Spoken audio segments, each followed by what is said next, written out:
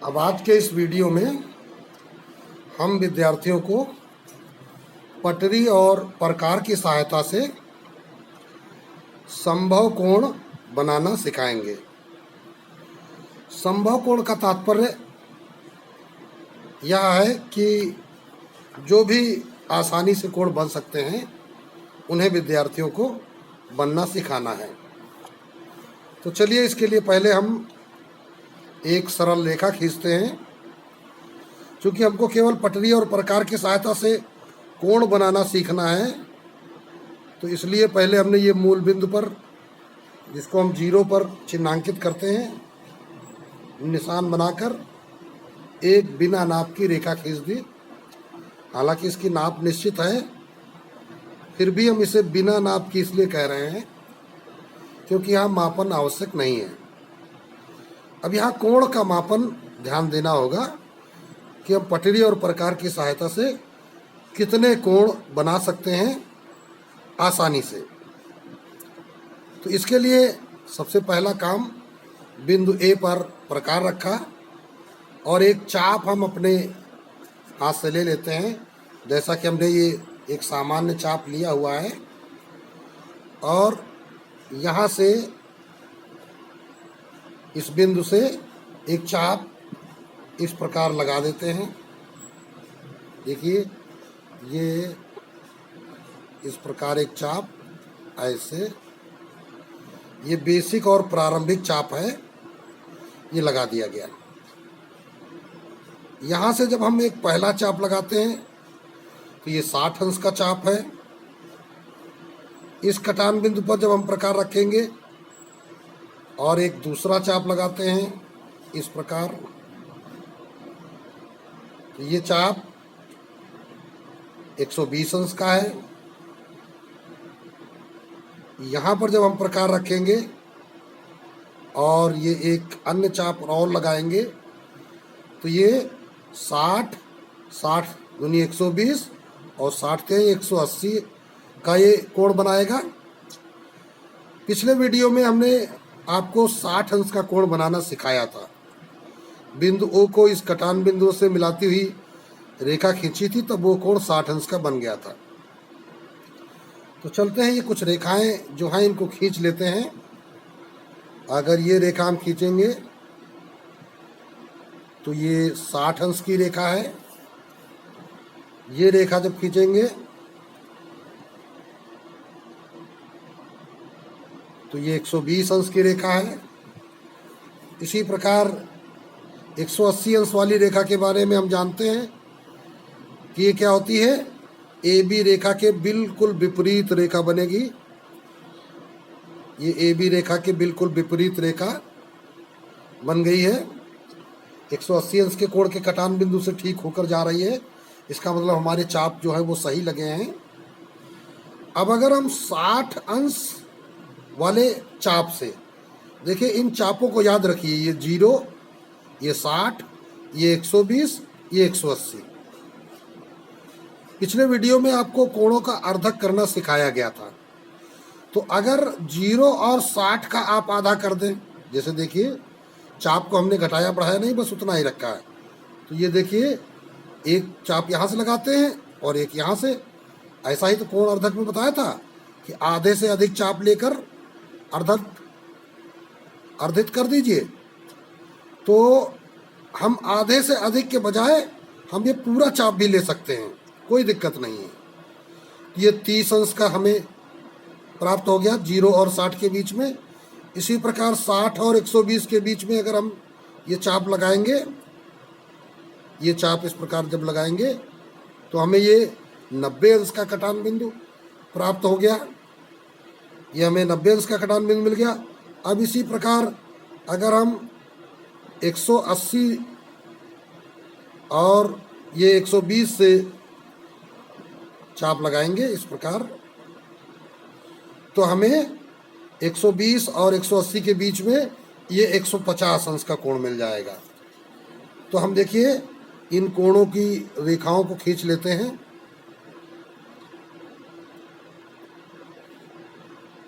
ये रेखा 30 अंश वाली हमने खींच ली है। ये थोड़ा सा देखो बगल से हो गई है। और इसको क्लोज खींचना चाहिए। ये लाइन सही होगी। इसी प्रकार 90 अंश की लाइन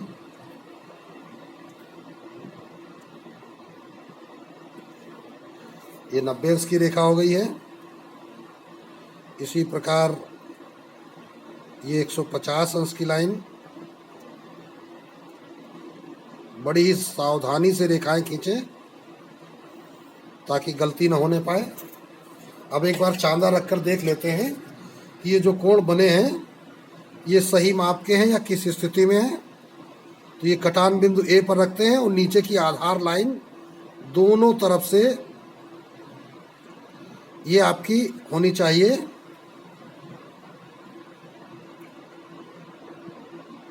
ये देखिए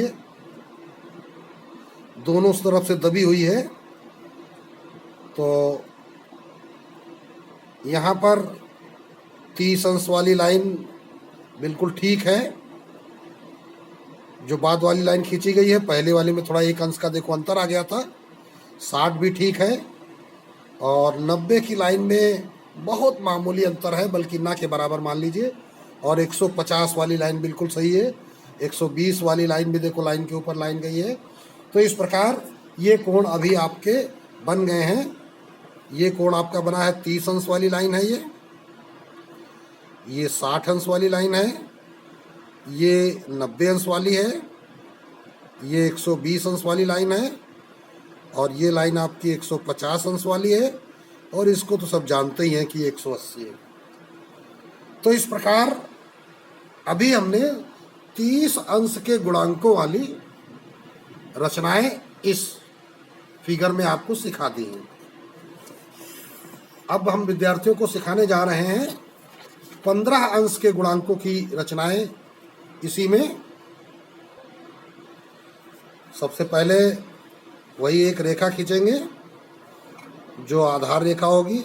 एक बिंदु लेते हुए ये आधार रेखा खींच दिया और जो ये बिंदु होते हैं इनके शीर्ष, इस पर थोड़ा सा प्रकार की नोक दबा करके हमें चिन्हांकन कर लेना चाहिए ताकि जैसे ही हम यहाँ प्रकार रखें तो वो इधर उधर न जाए।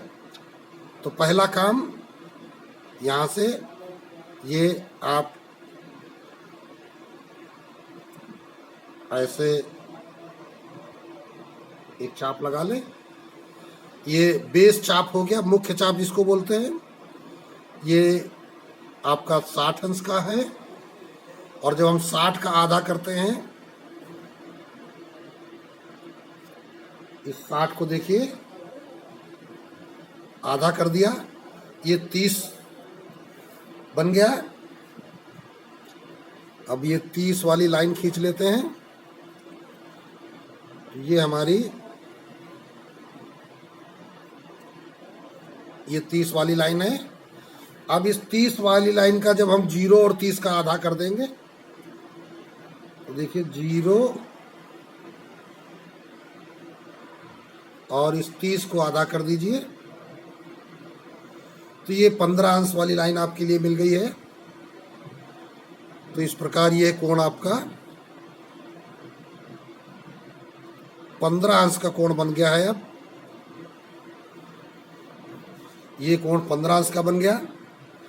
इसी प्रकार 60 के बाद जब चाप लगाते हैं तो ये चाप आपका 120 वाला चाप है और 60 वाले बिंदु से एक चाप लगाया और 120 वाले बिंदु से एक चाप लगाया तो ये आपका 90 अंश का कटान बिंदु मिल जाता है। तो इस 90 अंश के कटान बिंदु को आप ऐसे खींच देते हैं। तो ये देखिए ये कटान बिंदु बेस चाप पर इसका मिल गया 90 का। तो अगर 90 से एक चाप लगाते हैं और एक चाप 0 से लगाते हैं तो ये 90 और 0 का आधा 45 अंश का कोण बन जाता है। पहले विद्यार्थी वीडियो देखकर केवल समझ लें और बाद में स्वयं इनकी रचना करना सीखेंगे या प्रयास करेंगे। ये 45 अंश का कोण बन गया है। खींचते समय थोड़ा सा सावधानी रखने की आवश्यकता है। जैसे हमको लग रहा है कि 45 अंश का कटान बिंदु से थोड़ा सा बगल में हो गया है, तो जब आप इसका बराबर अभ्यास करेंगे तो ये गलतियां नहीं होंगी। अब अगर हम इस 60 वाले बिंदु से और इस 90 वाले बिंदु से एक चाप लगा लेंगे तो हमारा ये कोण 75 अंश का बन जाएगा। ये कोण 75 अंश का बन गया है।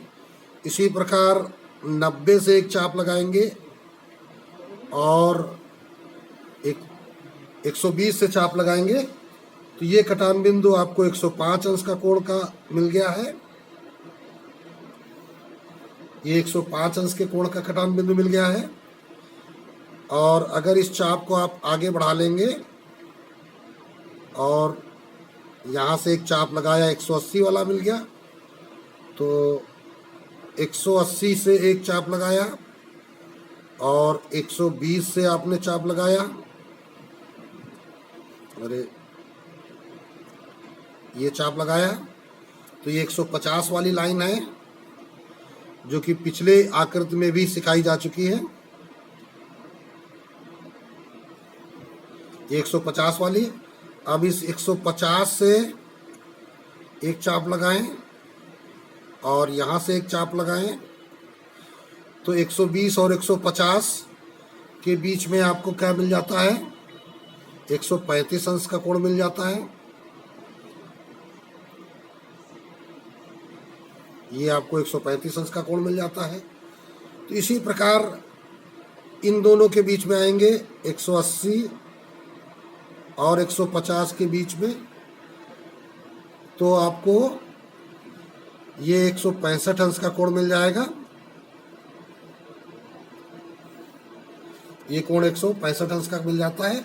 तो इस प्रकार कई सारे कोण आप बना सकते हैं। यहाँ जैसे ये 45 का चाप है और ये तो तुम्हारा 60 का था। अगर इनको हम मिला के इस प्रकार खींच लेते हैं, ये हमारा 60 वाला है और ये हमारा यहाँ पे 120 वाला है। अब चांदे को रख के देखते हैं।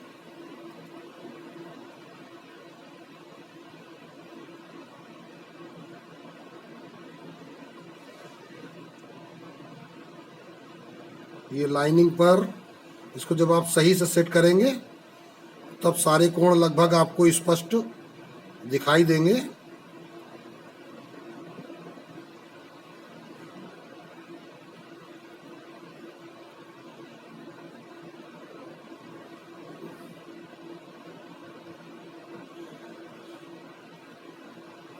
ये जीरो से नीचे जीरो लाइन दबी होनी चाहिए। अब थोड़ा सा विद्यार्थी ध्यान से देखें, तो ये देखिए जीरो वाली लाइन है, ये हमारा 15 अंश है। ये हमारा 30 अंश वाली लाइन है, ये 45 अंश वाली, ये 60 अंश वाली, और ये 70-80 के बीच 75 अंश। इसी प्रकार ठीक ऊपर 90, और ये यहाँ पर 100 और 110 के बीच में 105, 120, 130 और 140 के बीच में 135। कुछ एक लाइनें बिल्कुल थोड़ा सा इधर उधर हटी हुई लग रही हैं, वैसे प्रायः लगभग सभी लाइनें सही हैं। ये 150 और ये 165, सॉरी 165।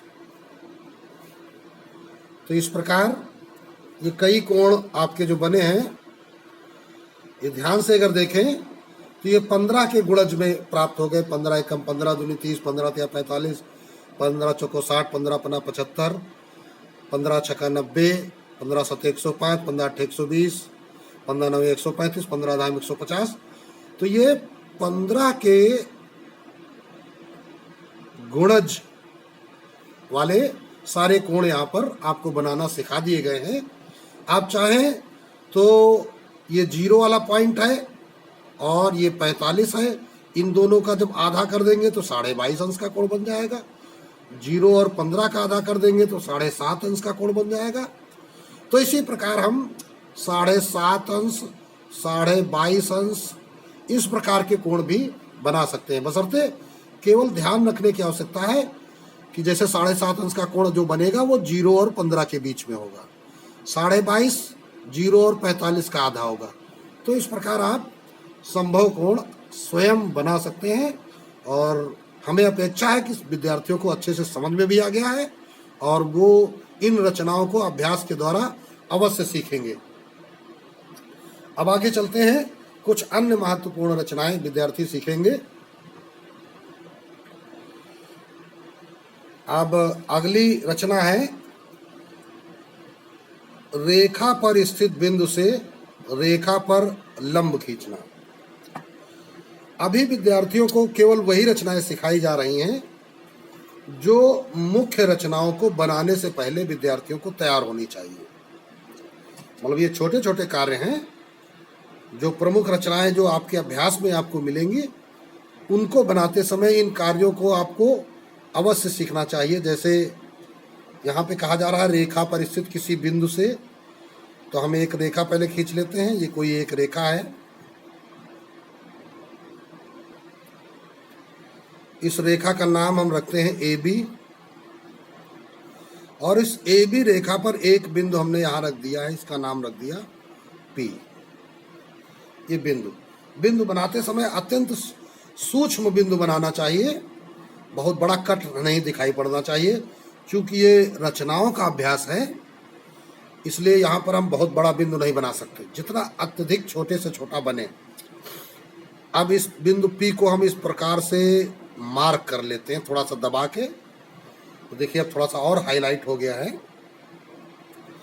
इस बिंदु P से क्या करना है, कहा गया था रेखा पर स्थित बिंदु, तो रेखा AB है, इस पर एक बिंदु P है, रेखा पर लंब खींचना है। ऐसा बिंदु P से एक लाइन खींचनी है जो रेखा पर बिल्कुल खड़े खंभे जैसी हो जाए। तो यदि P से कोई लंब जाएगा तो निश्चित है वो इस जमीन से अर्थात आधार से समकोण बनाएगा। तो हमको बिंदु P पर समकोण बनाना है और वो भी पटरी प्रकार की सहायता से बनाना है, और ये तो विद्यार्थियों को सिखाया जा चुका है, तो ये कोई कठिन कार्य नहीं है। इसके लिए सभी विद्यार्थियों को रचना आती है। ये देखिए एक चाप लगाते हैं हम कोई भी नाप का, यहाँ से एक चाप लगाया तो ये 60 का चाप हो गया। अब इस 60 के एक चाप से जब चाप लगाते हैं तो ये चाप 120 का हो जाता है। अब 60 के चाप से और इस 120 के चाप से जब हम एक अन्य चाप लगाते हैं तो हमें कटान बिंदु ये 90 अंश के चाप का मिलता है। ये कटान बिंदु मिल गया। इस कटान बिंदु को P से मिलाती हुई एक रेखा खींच देते हैं। अब हमारा देखिए ये थोड़ा सा बगल से हो गया है। ये हमारी अब अभीष्ट, यहाँ पर एक बिंदु ले लेते हैं, इसका नाम Q रख देते हैं। तो यहाँ पर क्या हो गया है, PQ लंब AB, PQ लंब AB, ठीक। या हम कह सकते हैं कोण APQ बराबर कोण BPQ बराबर 90 अंश, ठीक है। तो ये इस रचना का गुण आपको हमने बता दिया है। जरा चेक कर लेते हैं कि यह कोण 90 अंश का है कि नहीं है। तो यहाँ पर हमने चांदा रखा हुआ है और नीचे की लाइन बिल्कुल हमारी दब जानी चाहिए, और ठीक देखिए ऊपर की लाइन भी 90 अंश के बीचों बीच से होकर गुजर रही है। तो इस प्रकार इस रेखा AB पर स्थित बिंदु से इस रेखा पर एक PQ लंब की रचना हो गई है और विद्यार्थियों ने ये रचना सीख भी ली है। आप इसे अलग अलग प्रकार से बनाना सीखें। एक और हम जल्दी से बना के दिखाते हैं। यहीं पर एक शॉर्ट में फिगर कि मान लेते हैं कि कोई रेखा ये तिरछी है, अभी तो ये आधार पे दिख रही थी, और इसके इस बिंदु पर हमें काम करना है। तो हम वही काम करेंगे। इस बिंदु पर हमने प्रकार रखा और ये हमने एक चाप लगा दिया। प्रकार हटना नहीं चाहिए। ये एक चाप लगाया अब यहाँ से ये चाप लगाया 60 का, यहाँ से ये चाप लगाया 120 का। अभी ये नहीं कटा है तो इसको थोड़ा सा इस चाप को हम बढ़ा लेते हैं और इसको ऐसे बढ़ाते हैं। अभी गलती से स्लिप हो गया था और ये थोड़ा सा स्पष्ट कर लेते हैं ये। और इन दोनों से भी एक चाप लगा देंगे, ये ऐसे यहाँ से और ये 120 वाले से।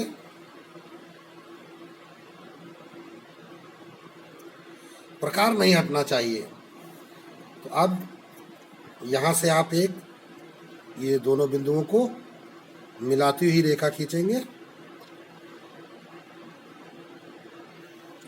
ये रेखा आपने खींच दी है और ये आपका तिरछा होने के कारण ऐसा लग रहा है 90 अंश की एक रेखा है। यहाँ पर थोड़ा सा ध्यान से देखेंगे तो ये देखिए रेखा के नीचे रेखा दबी हुई है और ये 90 अंश का कोण, सॉरी अब ये देखिए 90 अंश का कोण बना हुआ है।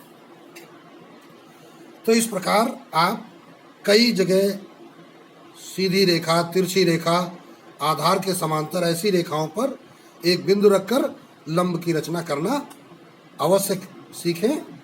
इसके बाद अगली रचना है विद्यार्थियों के सामने, रेखा के बाहर स्थित बिंदु से रेखा पर लंब खींचना।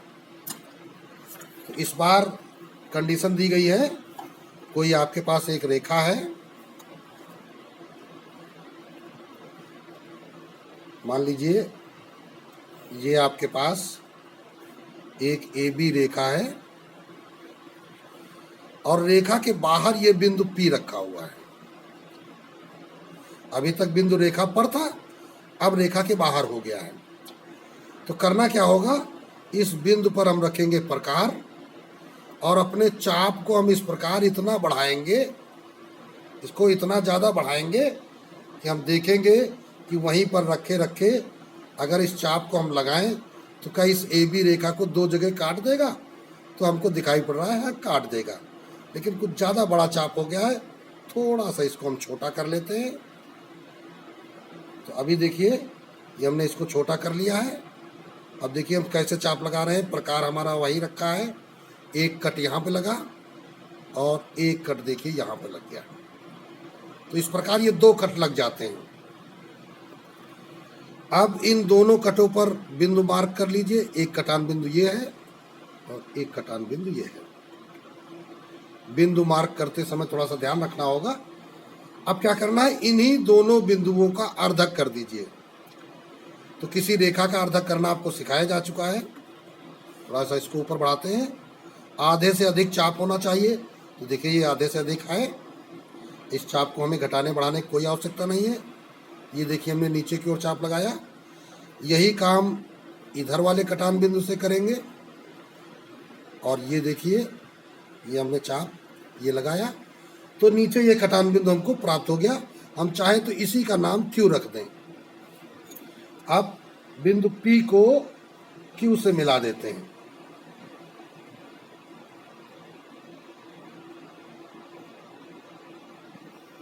ये हमने देखिए P को Q से मिला दिया है और यहाँ पर ये बिंदु, इसका नाम हम R रख देते हैं, जो कि हमें रेखा पर प्राप्त हुआ है। देख लेते हैं कि बिंदु R पर ये बना कोण समकोण या 90 अंश का है कि नहीं है, क्योंकि हमने बिंदु P से रेखा पर लंब खींचना था। तो चलते हैं।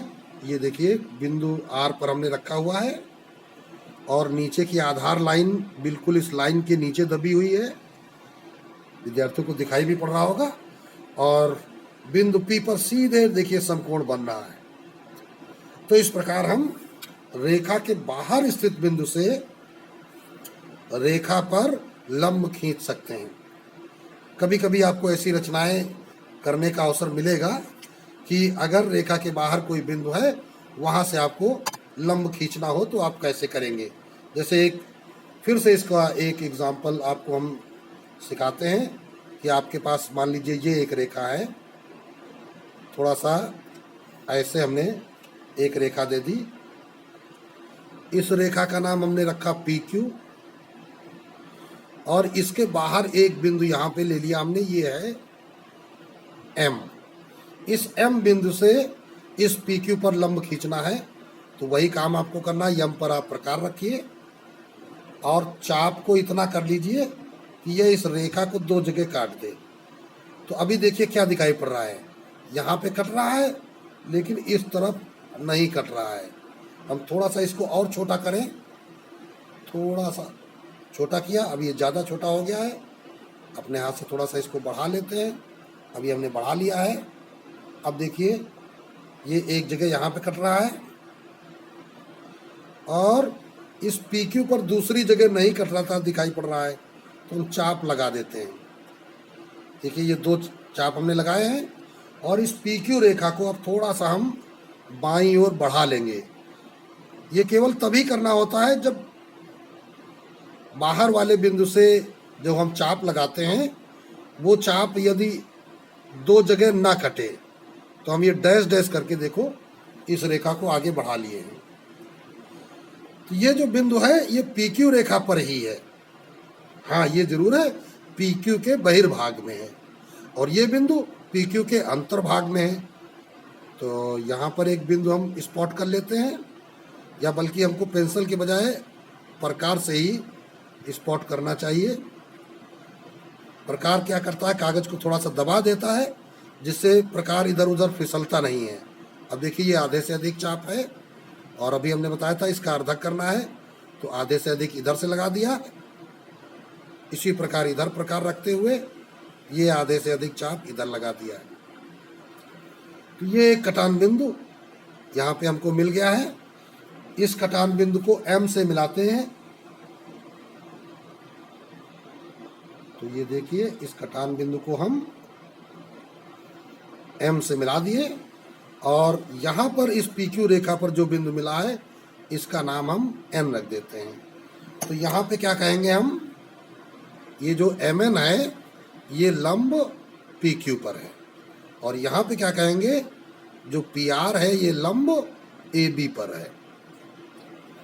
ठीक है, तो यहाँ पर दोनों रचनाएं हमने विद्यार्थियों के सामने बनाकर सिखा दी हैं। एक की स्थिति क्या थी कि बाहर वाले बिंदु से जब चाप लगाया था तो दोनों रेखा के अभ्यंतर में मिल गए थे। एक कभी कभी ऐसा हो सकता है कि बाहर वाले बिंदु से जब आप चाप लगाएं तो एक चाप तो रेखा पर मिल जाएगा लेकिन दूसरा चाप रेखा से बाहर होगा। तो रेखा को डॉट डॉट करते हुए आगे बढ़ा लेते हैं और कटान बिंदु मिल जाता है और फिर दोनों कटान बिंदुओं का अर्धक कर लेते हैं। तो इस प्रकार हम रेखा के बाहर स्थित बिंदु से रेखा पर लंब खींच सकते हैं और ये रचना विद्यार्थियों के सामने बिल्कुल स्पष्ट रखी हुई है। तो इस प्रकार अब विद्यार्थियों ने इस वीडियो में कुछ प्रमुख कार्यों को सीखा। नंबर 1, पटरी और प्रकार की सहायता से कुछ संभव कोण बनाना, और दूसरा काम रेखा पर स्थित बिंदु से लंब खींचना तथा रेखा के बाहर स्थित बिंदु से रेखा पर लंब खींचना। अब आज का वीडियो बस इतना ही, यहीं पे रोका जाता है। इन रचनाओं को विद्यार्थी अपनी कॉपियों पर बारंबार अभ्यास करें। कहीं पर त्रुटि होने पर या समस्या होने पर अपने अध्यापक का मार्गदर्शन प्राप्त करें और रचनाओं में अपने आप को प्रवीण बनाएं।